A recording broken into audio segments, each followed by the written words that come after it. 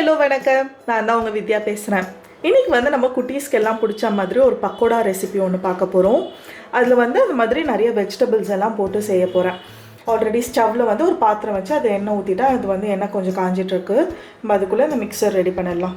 மாதிரி ஒரு மிக்சிங் பவுல் எடுத்துக்கிட்டு இதுக்கு வந்து கோஸ், இதுதான் வந்து மெயின் இன்க்ரீடியண்ட். கோஸ் வந்து நான் நிறையவே போட்டிருக்கேன். கிட்டத்தட்ட ஒரு 200 கிராம் கோஸ் இருக்கும். அதுக்கப்புறம் ஒரு சின்ன கேரட் ஒன்று, ஒரு வெங்காயம். கேரட் கோஸ் எல்லாமே திருவியாச்சு. வெங்காயம் மட்டும் கட் பண்ணி வச்சுருக்கேன். அதுக்கப்புறம் பீட்ரூட் வந்து ஒரு பாதி பீட்ரூட். அதுக்கப்புறம் கொத்தமல்லி இருந்தால் கொத்தமல்லி போட்டுக்கலாம். என்கிட்ட கொத்தமல்லி இல்லை, அதனால் நான் வந்து கொஞ்சோண்டு ஸ்ப்ரிங் அனியன்ஸ் போட்டுக்கிறேன். அதுக்கப்புறம் ஒரு 1/4 டீஸ்பூன் அளவுக்கு இஞ்சி பூண்டு விழுது. இதில் வந்து 2 டேபிள் ஸ்பூன் மைதா மாவு வச்சுருக்கேன், 2 டேபிள் ஸ்பூன் அரிசி மாவு. அதுக்கப்புறம் காரத்துக்கு வந்து காஷ்மீரி சில்லி வந்து ஒரு டீஸ்பூன். பச்சை மிளகா கட் பண்ணி போடலாம், பட் குட்டி பசங்க சாப்பிட்றதுனால அவங்களுக்கு கஷ்டமாக இருக்கும், அதனால் பச்சை மிளகா போடல. உப்பு வந்து தேவையான அளவு. கரம் மசாலா இருந்தால் இது வந்து ஒரு 1/2 டீஸ்பூன் அளவுக்கு போட்டுக்கலாம். பெப்பர் பவுடர் வந்து ஒரு 1/2 டீஸ்பூன். அவ்வளோதான். இது இப்போ வந்து நல்லா மிக்ஸ் பண்ணிக்கலாம். நிறைய கொத்தமல்லி கட் பண்ணி போட்டால் இன்னும் நல்லா வாசமாக இருக்கும். நல்லா ரொம்ப கிறிஸ்பியாக க்ரன்ச்சியாக இருக்கும்.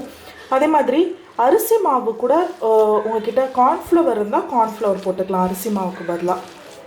நம்ம இதுக்கு தண்ணி கொஞ்சம் கூட ஆட் பண்ண வேணாம். இந்த வெஜிடபிள்ஸ்லாம் இருக்க அந்த வாட்டர் கண்டென்ட்டே போதுமான அளவுக்கு இருக்கும். ஸோ பாருங்கள், நல்லா அப்படியே மிக்ஸ் ஆகிடுச்சு. ஸோ நல்லா பிசைஞ்சு விட்டுருங்க. அவ்வளோதான், நல்லா பிசைஞ்சாச்சு. இப்போ வந்து நம்ம எண்ணெயில் போட்டு பொரிச்சு எடுத்துடலாம். எண்ணெய் வந்து ஓரளவுக்கு காஞ்சிருக்கு. ரொம்ப காஞ்சிட வேண்டாம், ஓரளவுக்கு மிதமான சூட்டில் இருக்கும் போதே நம்ம ஒரு இதுவாக போட்டுடலாம். கோஸ் வந்து நிறைய போட்டால் தான் நல்ல டேஸ்ட், ரொம்ப நல்லாயிருக்கும். அதே மாதிரி நல்ல கிறிஸ்பியாக இருக்கும். ஸோ கோஸ் மட்டும் கண்டிப்பாக போட்டுக்கோங்க. அது இல்லாமல் மற்றது எல்லாமே லைக் கேரட்டு, பீட்ரூட் இதெல்லாமே ஆப்ஷனல் தான். ஏதாவது ஒரு 2-3 வெஜிடபிள் முடிஞ்ச அளவுக்கு அட்லீஸ்ட் ஒரு 2-3 வெஜிடபிளாக ஆட் பண்ணிக்கிட்டா நல்லாயிருக்கும். கேரட், கோஸு, அதுக்கப்புறம் பீட்ரூட், நூக்கல் போட்டுக்கலாம், காலிஃப்ளவர் போட்டுக்கலாம், பீன்ஸ் இருந்தால் பீன்ஸ் கூட போட்டுக்கலாம்.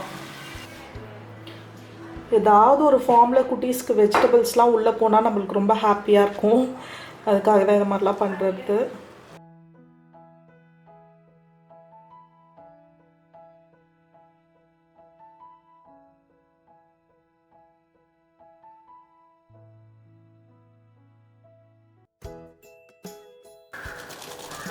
நல்ல கிறிஸ்பியாக வருது.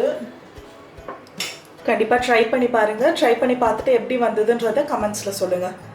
உங்களுக்கு இந்த வீடியோ பிடிச்சிருந்தா லைக் பண்ணுங்கள், உங்கள் ஃப்ரெண்ட்ஸோட ஷேர் பண்ணுங்கள். மறக்காமல் என்னோடய சேனலுக்கு சப்ஸ்கிரைப் பண்ணுங்கள்.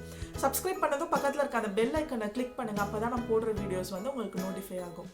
மறுபடியும் இன்னொரு வீடியோவில் சந்திக்கலாம். தேங்க்யூ, பாய்.